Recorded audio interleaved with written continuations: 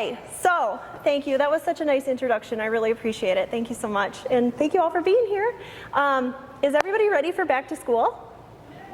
Kinda, yeah. Our oldest starts kindergarten next week, so we did open house last night, and I'm just so excited about it. So do you guys remember back to school shopping back in the day, like pre-online shopping? Do you remember? Or even shopping for a car back in the day. It was like an all-day event, right? You had to drive to the mall or drive to the dealership, and you were really, you were kind of stuck to the proximity of how far you wanted to drive, or you were really kind of stuck to whatever inventory they had on hand. You know, if they didn't have your size or color, if they didn't have your make or model, then you either had to compromise or you had to go without, and you just didn't buy it that day, right? Well, that is not the case today, right? It's 24/7 online shopping, Prime, next day. You can just source anything you want wherever you want. So why is it important that people shop with you? Why should they buy from you? Especially when there's all these influencers online, there's all these beautiful people. So how do you stand out from all that clutter? And hang on, I got all this stuff here now. Wait, otherwise I'm gonna flip something off of this guy. Okay, anyways, let me get my pointer here. If I can see in the shadow. It's working. Okay, here we go. My answer to that is I think you should just be really real and just be really authentic. Now, here's the problem is that word authenticity has kind of become such a buzzword, and everybody's using it, so it's kind of lost its punch, right? And what I mean when I say to just be authentic and be real is to get to know yourself, like the real you, like the nitty-gritty, the good, bad, and the ugly. Not the person you want to be necessarily, but the person you really are. So I have a quick story time about that. Hello. Here we go. In 1919, my great-grandfather bought a building on the square in Montezuma, Iowa, and started a drugstore. And from there, then my grandfather owned it, was a pharmacist, and then my great uncle owned it, and eventually my dad owned it. And my brother and I literally grew up in that drugstore. And I learned everything about customer service there. And I was just dying for my name to be like fifth on the door. It was my biggest dream. I wanted to be fourth generation pharmacist. And then one night when I was in high school, like one too many nights in high school, I was sitting at the dining room table and I was like crying over my math homework. And it wasn't like calculus, it was algebra 1, okay? And I was losing my mind. And my dad is such, a very calm, buttoned up person, but he had lost it. Like, this is so unlike him to be so blunt. But he just said, I have had it. And you got to get yourself a new dream, because this is not your strength. Like, I cannot watch you suffer the next couple years of high school math and science, or watch you suffer through the next 6 years of pharmacy school. Like, it's just not your vibe. It's not your thing. You got to get a new dream. And I was like, oh my gosh, my world was crushed. Because I thought, well, what am I going to do now? This has been my whole life, my whole dream. Everybody comes in and is like, are you going to be just like your dad? And I'm like, Yep, I am, And so now I had to get a new dream. And so I sobered up a little bit. And then he went on to give me that great parental speech about how you gotta pick a job and an industry and a career that you're really passionate about, because then you'll never work a day in your life, right? And I'm so glad that I took that to heart, because I think marketing is really kind of more up my alley. And as far as I know, you can't give someone an overdose of marketing, So I think we're all probably safer that I'm not back there just slamming pills into bottles, So I gotta say that I think it's important just to go with your strengths. That was a big eye-opening, like a big moment, turning point in my life. And the second big moment was in my mid-20s. I tagged along with a friend. We did this StrengthsFinder seminar. Has anybody done this before? Oh, so fascinating. Oh my gosh. So if you're not familiar with it, Gallup has identified these 34 innate strengths that everyone possesses, but it's just in a different order, right? And so you take this really in-depth test, and it comes back, and it prioritizes or, rates all of your strengths from highest to lowest. Okay, now here's where it gets eye-opening. Okay, I have intellection, what do I have? Discipline, responsibility, empathy, context, intellection. Oh my gosh, no wonder I was no fun in high school or college. Like, oh my gosh, I was a hot mess. I was so serious. That is not a good combo for a popularity contest, but man, is it good if you want to own a business. So I was really, by doing this test, I was able to remove all of the emotion about this and just say, you know what? Don't be bad, don't feel down about your weaknesses, they're just not your strengths, right?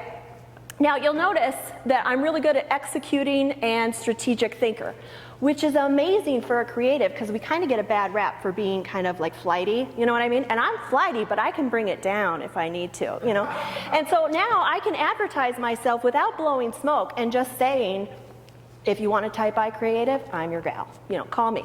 But you'll notice here that I don't have any influencing, and I'm kind of low in the relationship building part. So, like competition is one there. Yeah, I have none of that. I hope we all win. I do. I hope we all win. Woo stands for winning others over. So, Sackett Waconia guys, you know my brother-in-law, Chad Gens, sales guy, don't hold it against me.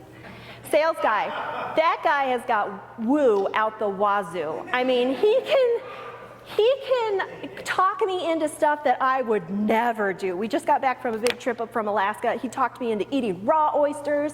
I went whitewater rafting, and I don't really love water that much, So I try and watch what they do, and because I don't have any of that. That's not me. So I try and intentionally watch people that have these things and partner and surround myself with them so I can kind of pick up a little bit. Like I know Angie and I have talked that you have harmony, right? And I don't have harmony. So when we talk about food shelf stuff, I'm always talking about, okay, execution, the details, how are we going to strategize, how are we going to get it done? And she's thinking and talking about, well, how is this going to impact the volunteers? And how is it going to impact the client of the food shelf? And I think, oh my gosh, that's such a great perspective. I hadn't thought about that. I'm so glad that we're working together. So, my whole point, let me flip that over. My whole point here, okay, there we go, is just to magnify your strengths. Did you see what I did here? Did you see your swag on the table? They're little credit card size magnifiers. Mostly because I'm starting to lose my eyesight, but also because I want you to remember this talk today and remember that you don't have to reinvent the wheel. You just got to build on what you've already got going and just work with that. So now, how do you do that? How do you show up authentically? Well, you just got to be consistent and just hold that line. Okay, now I love this credo. Variety is the spice of life, right? Right? No, it's not in business, it's not. No, it's not. It is for life, it is not for business. Nope, big X. Nope. Think about yourself as a consumer. What do you like? Okay, what do you like?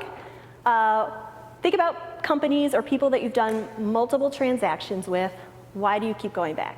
Because you had a good experience, right? You liked them. You wanted it, you got what you wanted, you expected it, right? They gave you a good experience. They fit the bill multiple times. So there were no surprises, right? Hello? Surprise! No surprises, and then surprise. Oh, too many. We're back to McDonald's. Why do people like fast food? Why? Because you're going to get the same fries in Minneapolis as you're going to get in Des Moines, as you're going to get in Timbuktu, right? For the same price. There's no surprises. There's comfort in that, right? And there's no risk. It's just, it is what it is. Okay, next slide. Here we go. All right, and the formatting got off on this, and as a graphic designer, it's just driving me crazy, so just work with me. But, so consistency and showing up the same way every time breeds familiarity, which leads to the credibility, which leads to trust, which leads to the loyalty, and the loyalty is where it's at, right? You want your customers to think, oh man, how did I live without him or her or that product or that service? So show up consistently. And how do you do that? Well, it's the small things. That's right. It's all those little things add up, and that's what makes you you, and that's what makes up other people's perception of you. And I gotta say, it's not what you say, it's how you say it, right? So think about the little things, all the little things. Okay, so watch this. These are two very different vibes, right? And the only difference is the typography. So think about something just as small as your email signature. Now, if you're a brain surgeon, do you want to be using like the Curls font or Comic Sans? Not really. I mean, I don't want a funny brain surgeon. I want someone that's like Times New Roman, cross the T's, dot the I's. I want to have confidence in that, so leave the Comic Sans to somebody else. And then there's a whole other thing too about color. Oh my gosh, the psychology of color is so fascinating and so vast. I mean, there are whole classes dedicated to color and how it makes you feel. Jessica and I were just talking about how somebody we know had their colors done, like the colors that you wear and the jewelry and the colors and the tones, and how it just makes your face pop, makes you feel so much better about yourself. So think about color. Does anybody know why the University of Iowa, Kinnick Stadium, the visitor locker room in Iowa City, does anybody know why it's pink? Like Pepto-Bismol just threw up all over this place. Does anybody know why? Pardon? That's right. It's called Baker Miller pink. And it's also called drunk tank pink, which I don't know from experience. But it has been said that it will lower your heart rate and that it will also diminish aggressive tendencies. So what a way to get into your opponent's head, right? Just with color. It's crazy the results that you get from this stuff. Okay, so now another way that you should show up consistently is your brand voice. So like, where are you on this spectrum? Whatever it is, and it's the way, it's not just in voice, it's not just the way that you talk to people, it's also the way that you're writing and communicating. It's the way that your photography shows up, your iconography, all of those things contribute to your voice. And then also, there is, consider the tone of voice. So my best friend in high school, she was a receptionist for Remax. And the receptionist that was training her in put a mirror next to the phone.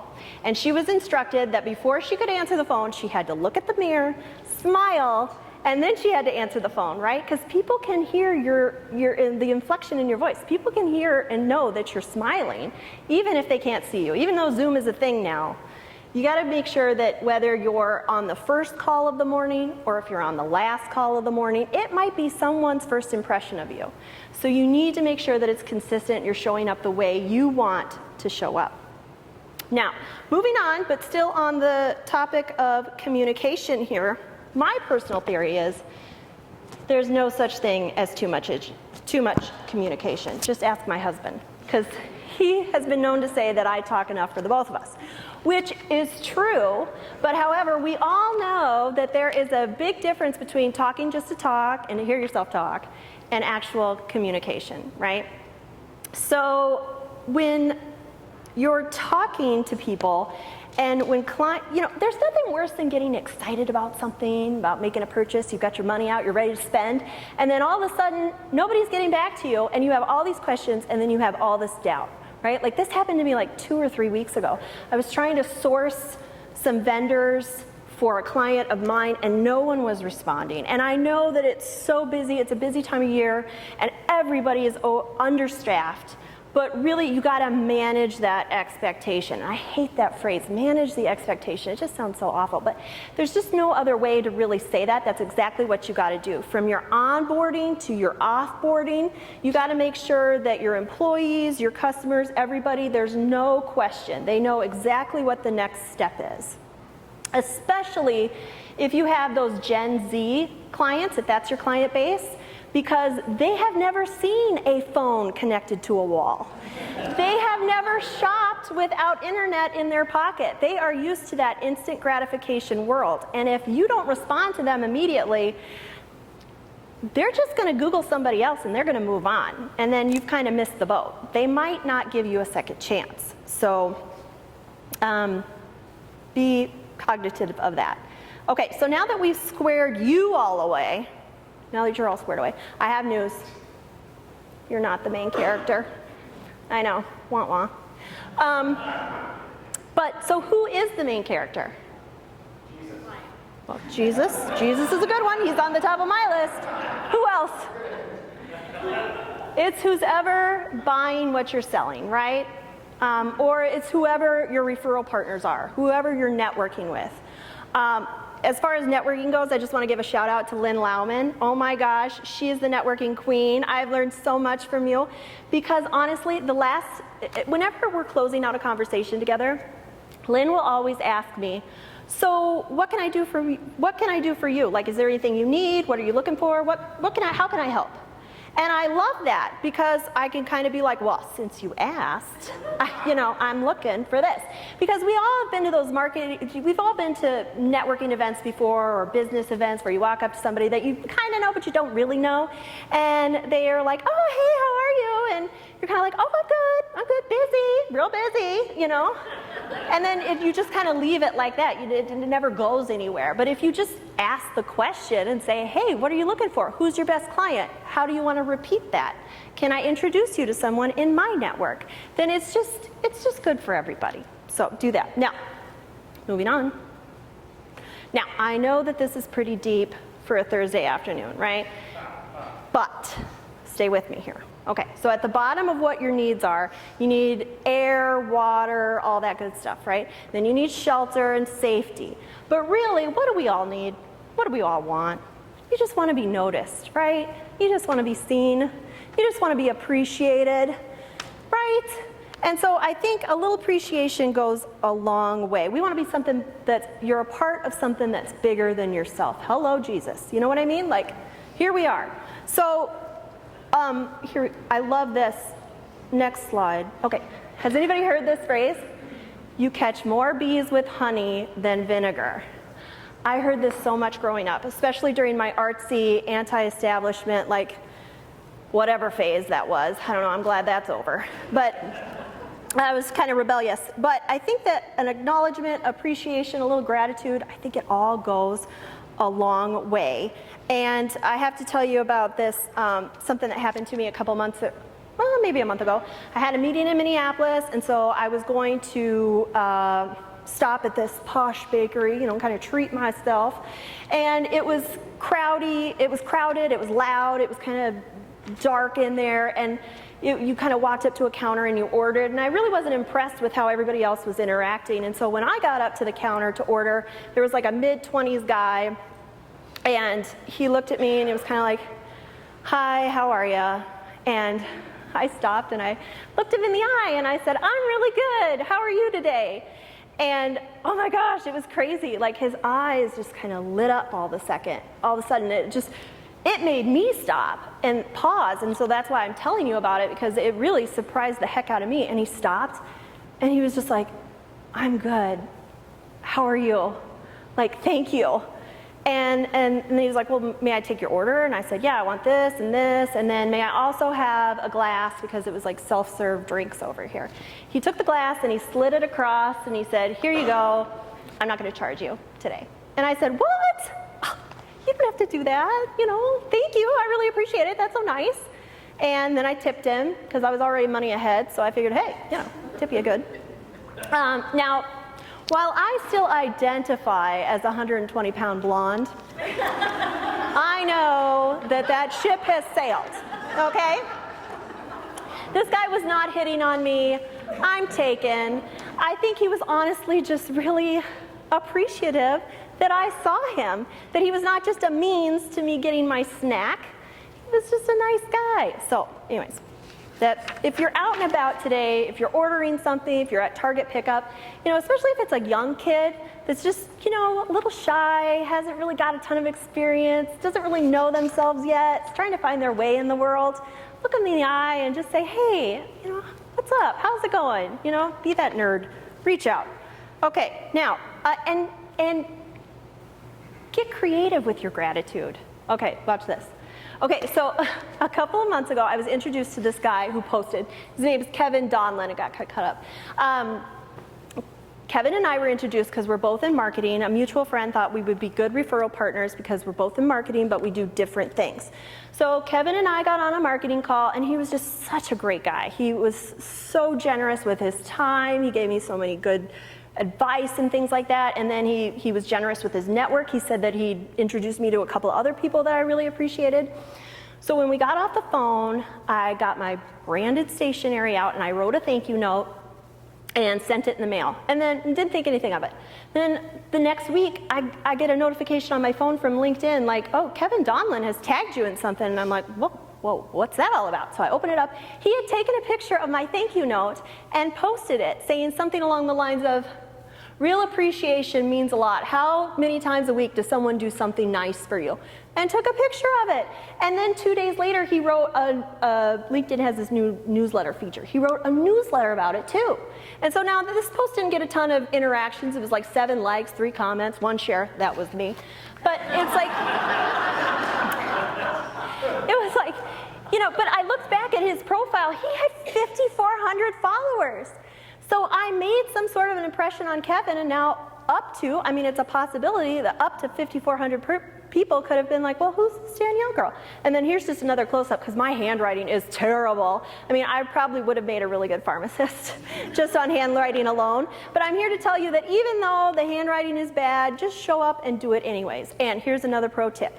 Keep those stamps out of the reach of your kids, because my kids think they are really expensive stickers. So don't do that. So here's another little meme. Oh my gosh, I love this. If you can't read it, it's like 15 years ago. Oh, letters, and then ding, you've got mail. Remember the anticipation of dial-up, that noise? You can still all hear it, and like, you've got mail. Well, the novelty is worn off, right? I mean, our inboxes are all overflowing. It's annoying. So one way to stand out, and Mike and I were just talking about this, is like there's kind of a resurgence with direct mail now.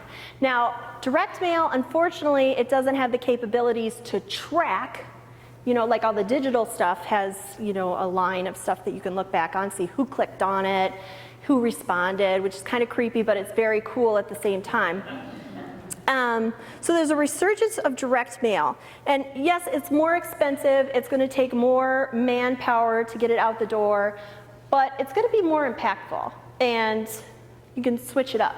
Did you know, now don't abuse this, but the United States Postal Service will allow you to ship things without an outer packaging, like a flip-flop, a hula hoop. So I had a client, right? So I had a client say that he wants shipped out individual pineapples to people. I don't know how he got the sticker to adhere, but he said he did it, and he wanted to do another campaign similar. So I started to do some research, and I happened upon this company called Sendaball.com, because you can send a ball in the mail. And I had just wrapped up the project with Ridgeview, and so I thought, oh, I wanted to send them a thank you. So I thought, okay, well, I'll send a thank you to Lisa and Deb, and I'm going to kill 2 birds with 1 stone, and then I can report back to Tim and tell him whether I think that it's a good idea for his business or not.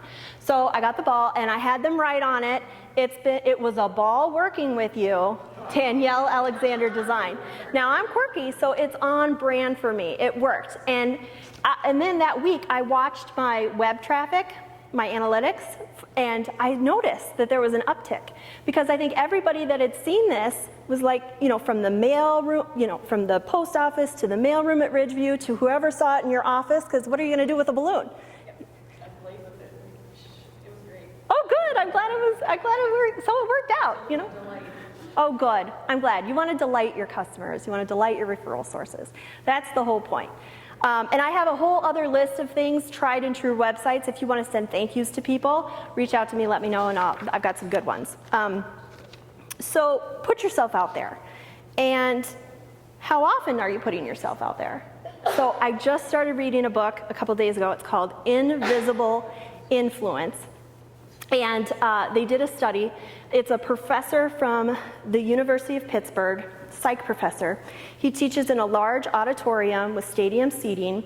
He's got men and women in his class, and to quote the book, he said he had geeks and jocks and slackers and go-getters, you know, so a wide array of everybody. And he hired 4 women to come into his classroom. And they were all pretty indistinct, probably all kind of similar. Woman A attended the class 0 times, B attended 5, C attended 10, and woman D attended 15 times. And the class met 40 times. So 40 times, woman D attended 15 times. At the end of the semester, the professor and the women would enter from the back. They would kind of slowly walk down the stadium seating, sit in the front, be attentive during class, take notes, and then when it was done, they would, you know, pack up and then they'd leave, like any other student. So at the end of this semester, the principal asked all the students if they'd be interested in extra credit to stay and take a survey. And the survey was a photo of these 4 women and a series of questions such as, you know, how attractive do you find these women? Do they appear friendly to you? Would you like to get to know them? Do you think that they could be your friend? That kind of stuff. And invariably, woman D that showed up 15 times, more than anybody else, was the one that was found to be most attractive and most approachable. And then next in line was C, and then B, and then A, who came 0 times. So the more frequently you show up, the more people think, oh, yeah, I know her, or yeah, you know, it's less intimidation. So where else can you show up? So, you know, you're here today, which is great. Am I on the right slide? How often do you show up? Hello. Next. Okay, where else can you show up? You're here today, which is great, but then there's some other options that I'll just list. You know, you can volunteer to speak somewhere, you can sponsor something, you can get some swag, you can volunteer, do something like that, and don't discount the power of swag. This is hard to see, but this was 2017. Shout out to Simple Grace Promotions. Deer Day. Are you all familiar with deer here in Waconia? So like the men, it's hunting opener. And then for the women, you come and you shop, right? And it's an orange theme. If you wear blaze orange some places, you get an extra discount. So I thought, well, how fun would it be to order some of these orange antlers, like the foam ones? And Shelly came through and found some great ones, way better than the ones that I sent her an example of. And we had them printed. Get Noticed, Danielle Alexander Design, graphic design and marketing services. And so Deer Day, I get out there and I start visiting all the shops. And there was kind of like, oh, okay, what's this? I walk into one store and the business owner, who shall remain nameless, I was like, hey, you want some antlers? And they were like, no. And I was like, oh my gosh, way to rain on my parade. I thought, oh my gosh, I just got 100 of these antlers. I spent $350 and everybody thinks I'm such a nerd. And so then I kind of I went over to the fashion show and I passed them all out and it was kind of fun. People took pictures, it was funny. But you know what happened? That week, I got a call from someone that was at the fashion show, and they hired me for a gig, and it more than covered the cost of those antlers. So the business owner that didn't get it just didn't get it, and that's okay, because he wasn't my vibe, right? Your vibe attracts your tribe, and so I just had to find people that get my sense of humor. It's not for everybody. So find your tribe. The antlers were quirky, but like I said, that's kind of on brand for me. And I stopped worrying about what other people say. And I think another important part about the Find Your Tribe thing is the competition. I think it's important to keep your eye on it, but I don't think you want to be paralyzed by it. I think Dr. Leah Soltis and I think it was her, I hope I'm attributing it to the right person, but she and I were talking, and I was just talking about the sheer number of chiropractic offices here in the Midwest. Probably because there's really 2 great schools here. And I was saying something along the lines of, yeah, you really got to differentiate, you got to get yourself out, there's lots of competition. And she's like, you know what? Waconia has 13,000 people now, and they've all got spines. So, I think there's probably enough business for all of us. And I was like, wow, that's a unique perspective. I really like that. And now I know why the reason I probably really like that is because I'm not a competitive person. So it really resonated with me. Might not resonate with you, but yeah, good spice of life, right? Okay, here we go. Oh, this is good. Also, if you have any sort of hobbies or interests that are a little out of the norm, as long as they're safe for work, go ahead and post that online, because this is a couple months ago I happened upon LinkedIn, and Ridgeview had their appreciation event, and the CEO, Mike Phelps, played an electric guitar. Who knew? I didn't know he played the electric guitar. I mean, I think that is so cool. I think it made him so approachable. I feel like anybody can get into the elevator now with Mike and be like, hey Mike, how's it going? You know, you realize like, yeah, he's the CEO, but he's just like all of us, right? He puts his pants on one leg at a time.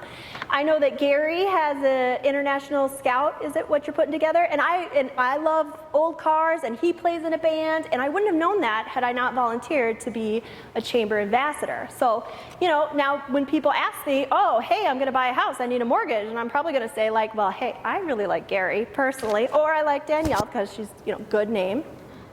But, so that's who I recommend. So I just want to say, last but not least, I think the important thing is progress over perfection. Because sometimes done is better than perfect, and that was really hard for me because I'm such a perfectionist. But a year and a half ago, Lauren and I, Lauren Swee Videos, we started working together and putting video content out for my business on LinkedIn, my LinkedIn channels. And oh my gosh, I have such bad on-air talent. I mean, to go back and watch them is just awful. I was not good.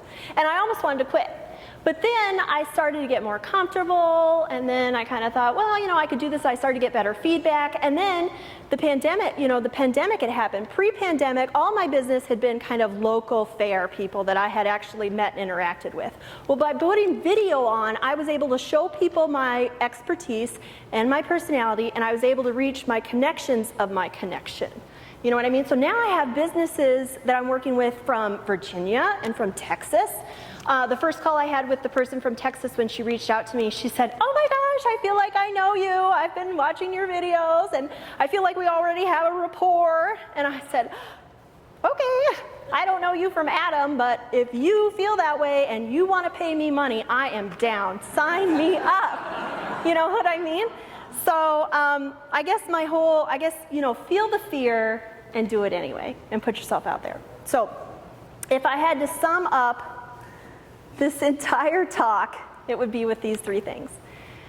I think you just need to get out there, slow down, realize that life really isn't, I mean, yeah, it's serious, but you don't have to take it that seriously. And so get out there and make something happen. Thank you.